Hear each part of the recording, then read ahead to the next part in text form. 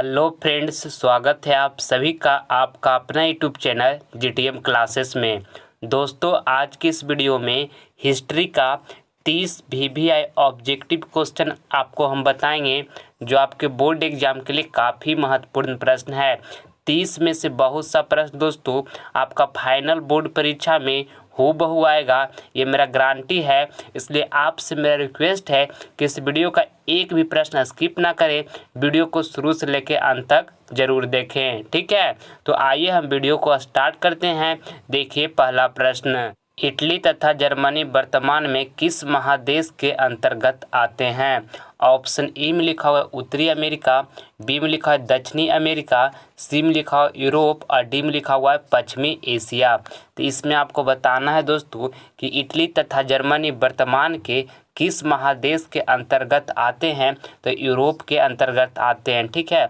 Option number यहाँ पे सी जो होगा हमारा बिल्कुल करेक्ट आंसर हो जाएगा।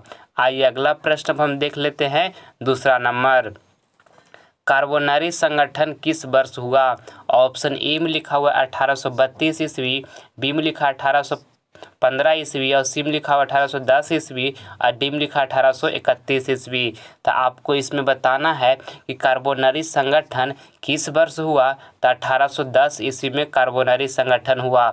ऑप्शन नंबर यहाँ पे सी जो होगा हमारा बिल्कुल करेक्ट आंसर हो जाएगा। आइए अगला प्रश्न हम देख लेते हैं। तीसरा नंबर, रूस के राजा को क्या कहते हैं? काफ़ी महत्वपूर्ण प्रश्न है आपके बोर्ड एग्जाम के लिए।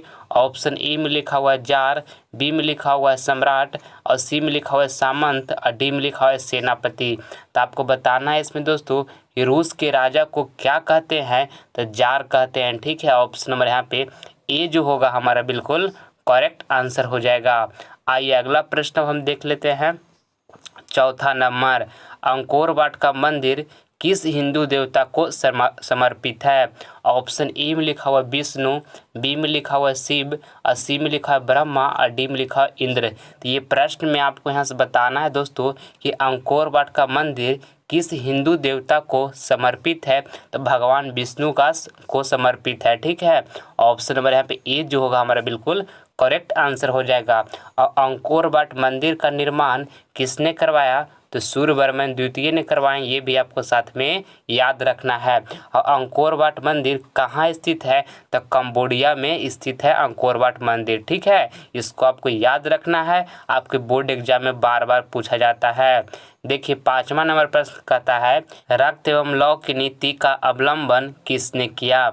ऑप्शन ए में लिखा हुआ है मेजनी, बी में लिखा हुआ हिटलर और सी में लिखा बिस्मार्क और डी में लिखा विलियम फर्स्ट। तो इसमें आपको बताना है दोस्तों कि रक्त एवं लौ की नीति का अवलंबन किसने किया? तो बिस्मार्क ने किया, ठीक है। ऑप्शन नंबर यहाँ पे सी जो होगा हमारा बिल्कुल करेक्ट आंसर हो जाएगा। आइए अगला प्रश्न हम देख लेते हैं।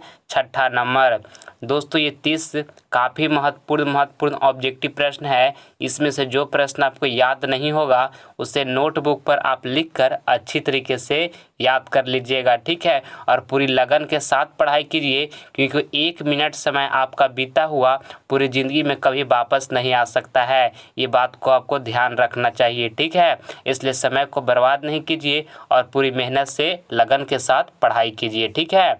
देखिए 6 नंबर प्रश्न कहता है कि लेनिन की मृत्यु कब हुई? ऑप्शन ए में लिखा हुआ है 1921 ईस्वी में और बी में लिखा है 1922 ईस्वी और सी में लिखा है 1923 ईस्वी और डी में लिखा है 1924 ईस्वी। तो इसमें आपको बताना है कि लेनिन की मृत्यु कब हुई? तो 1924 ईस्वी में हुई, ठीक है। ऑप्शन नंबर यहाँ पे डी जो होगा हमारा बिल्कुल करेक्ट आंसर हो जाएगा। आपको इसको अच्छी तरीके से याद रखना है। आइए अगला प्रश्न हम देख लेते हैं। 7 नंबर, यूरोप का मरीज किससे कहा जाता है? काफ़ी महत्वपूर्ण प्रश्न है आपके बोर्ड एग्जाम के लिए। ऑप्शन ए में लिखा है तुर्की, बी में लिखा हुआ मिस्र और सी में लिखा हुआ यूनान को और डी में लिखा हुआ इंग्लैंड को। तो आपको बताना है कि यूरोप का मरीज किससे कहा जाता था? तो तुर्की को कहा जाता था, ठीक है। ऑप्शन नंबर यहाँ पे ए जो होगा हमारा बिल्कुल करेक्ट आंसर हो जाएगा। आइए अगला प्रश्न हम देख लेते हैं।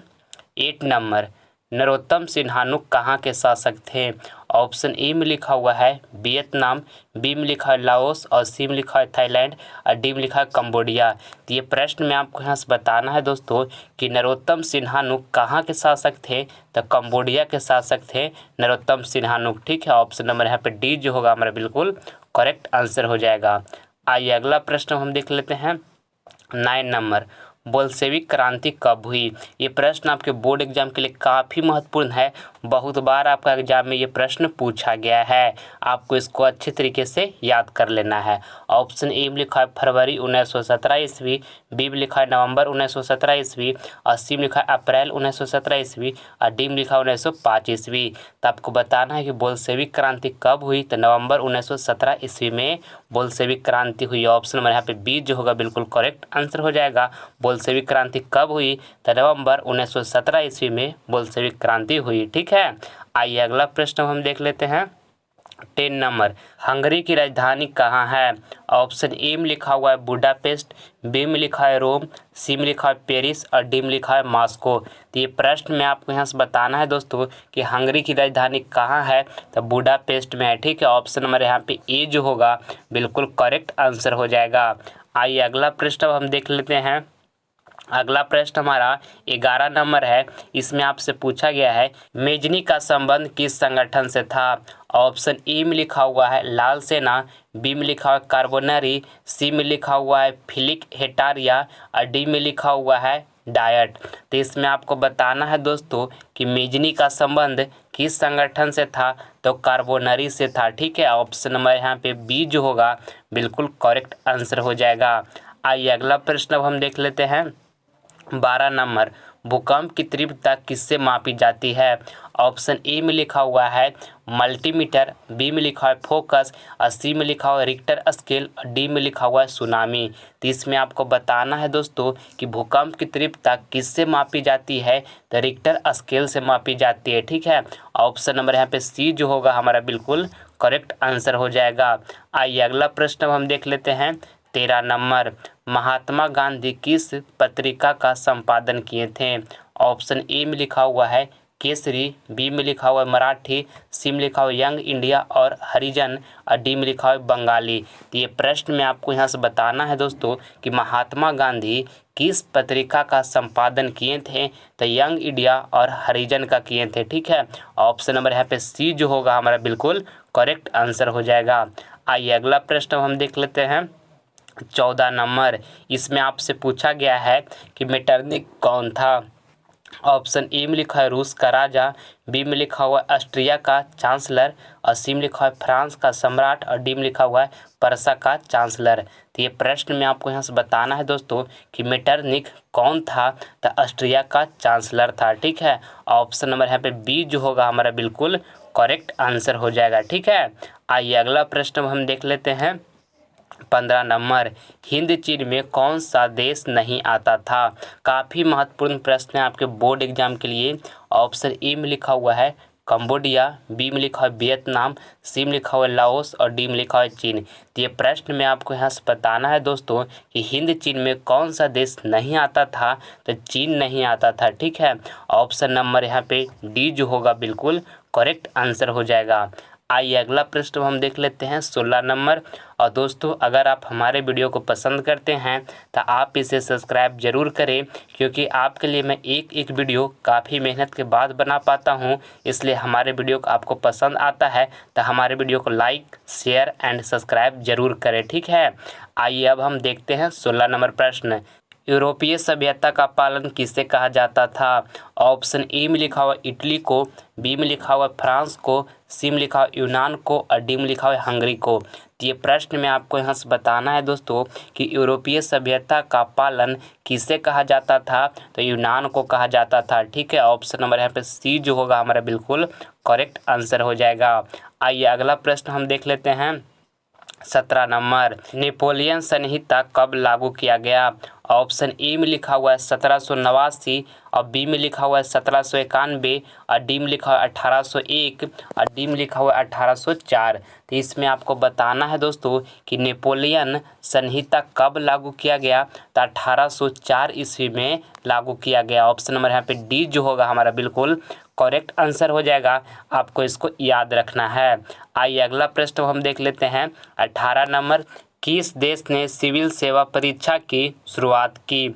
ऑप्शन ई में लिखा हुआ भारत, बी में लिखा हुआ चीन, सी में लिखा हुआ नेपाल और डी में लिखा हुआ जापान। तो ये प्रश्न में आपको बताना है दोस्तों कि किस देश ने सिविल सेवा परीक्षा की शुरुआत की? तो चीन की थी। ठीक है, ऑप्शन नंबर यहाँ पे बी जो होगा बिल्कुल करेक्ट आंसर हो जाएगा। आइए अगला प्रश्न हम देख लेते हैं। 19 नंबर, सारा प्रश्न आपके बोर्ड एग्जाम के लिए काफ़ी महत्वपूर्ण है। एक भी प्रश्न इस वीडियो का आप स्किप ना करें, शुरू से लेकर अंत तक वीडियो का आप जरूर देखें। देखिए 19 नंबर प्रश्न कहता है कि पवनों का देश किसे कहा जाता है? ऑप्शन ई में लिखा हुआ है भारत और बी में लिखा हुआ है डेनमार्क और सी में लिखा हुआ है फिनलैंड और यहाँ पे डी में लिखा हुआ है अमेरिका। तो इसमें आपको बताना है कि पवनों का देश किसे कहा जाता है? तो डेनमार्क को कहा जाता है। ठीक है, ऑप्शन नंबर यहाँ पे बी जो होगा हमारा बिल्कुल करेक्ट आंसर हो जाएगा। आइए अगला प्रश्न हम देख लेते हैं। 20 नंबर, चावल कौन फसल है? काफ़ी महत्वपूर्ण प्रश्न है आपके बोर्ड एग्जाम के लिए। ऑप्शन ए में लिखा है रबी फसल, बी में लिखा है खरीफ फसल और सी में लिखा हुआ है जायद फसल और डी में लिखा हुआ है नकदी फसल। तो आपको बताना है कि चावल कौन फसल है? तो चावल खरीफ फसल है। ठीक है, ऑप्शन नंबर यहाँ पे बी जो होगा बिल्कुल करेक्ट आंसर हो जाएगा। और गेहूं जो है रबी फसल है और गेहूं हो गया, चना हो गया, मटर हो गया, सरसों हो गया, ये सभी कौन सी फसल है? तो रबी फसल है। ठीक है, आपको याद रखना है। आइए अगला प्रश्न हम देख लेते हैं। 21 नंबर, इसमें पूछा गया है कि बंगाल का विभाजन कब हुआ था? ऑप्शन ए में लिखा हुआ है 1901 ईस्वी में, बी में लिखा है 1904 और सी में लिखा है 1905 और डी में लिखा है 1907। तो ये प्रश्न में आपको यहाँ से बताना है कि बंगाल विभाजन कब हुआ था? तो 1905 ईस्वी में बंगाल विभाजन हुआ था। ऑप्शन नंबर यहाँ पे सी जो होगा हमारा बिल्कुल करेक्ट आंसर हो जाएगा। आइए अगला प्रश्न हम देख लेते हैं। 22 नंबर, चार्टिस्ट आंदोलन कहाँ हुआ? ऑप्शन ए में लिखा हुआ है फ्रांस, बी में लिखा हुआ है ऑस्ट्रिया और डी में लिखा हुआ है हंगरी, सी में लिखा हुआ है हंगरी और डी में लिखा हुआ है इंग्लैंड। तो इसमें आपको बताना है दोस्तों कि चार्टिस्ट आंदोलन कहाँ हुआ? तो इंग्लैंड में चार्टिस्ट आंदोलन हुआ। ठीक है, ऑप्शन नंबर यहाँ पे डी जो होगा बिल्कुल करेक्ट आंसर हो जाएगा। आइए अगला प्रश्न हम देख लेते हैं। 23 नंबर, पारादीप बंदरगाह का किस राज्य में स्थित है?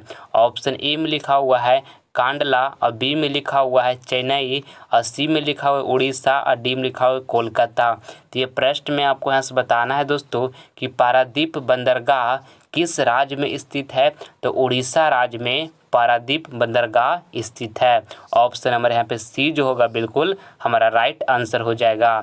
आइए अगला प्रश्न हम देख लेते हैं। 24 नंबर, और दोस्तों अगर जो आप हमारा अदर सब्जेक्ट का वीडियो देखना चाहते हैं तो आप हमारे डिस्क्रिप्शन में जाइए, वहाँ पे आपको सारे सब्जेक्ट का प्लेलिस्ट का लिंक मिल जाएगा और उसमें जितना भी प्रश्न को हम कवर किए हैं आपके बोर्ड एग्जाम के लिए काफ़ी महत्वपूर्ण प्रश्न बताया गया है। इसलिए अगर जो आपको 450 प्लस मार्क्स लाना है तो एक बार वो वीडियो आप ज़रूर देखें, उससे आपको काफ़ी मदद मिलेगा। देखिए अब 24 नंबर प्रश्न कहता है जेनेवा समझौता में किस देशों को 2 भागों में बांटा गया? काफ़ी महत्वपूर्ण प्रश्न है आपके बोर्ड एग्जाम के लिए। ऑप्शन ए में लिखा हुआ चीन, बी में लिखा हुआ वियतनाम, सी में लिखा हुआ भारत और डी में लिखा हुआ जापान। तो ये प्रश्न में आपको बताना है कि जेनेवा समझौता में किस देशों को 2 भागों में बांटा गया? तो वियतनाम देश को 2 भागों में बांटा गया जेनेवा समझौता में। ठीक है, ऑप्शन नंबर यहाँ पे बी जो होगा बिल्कुल हमारा करेक्ट आंसर हो जाएगा। आइए अगला प्रश्न हम देख लेते हैं। 25 नंबर, जल दिवस कब मनाया जाता है?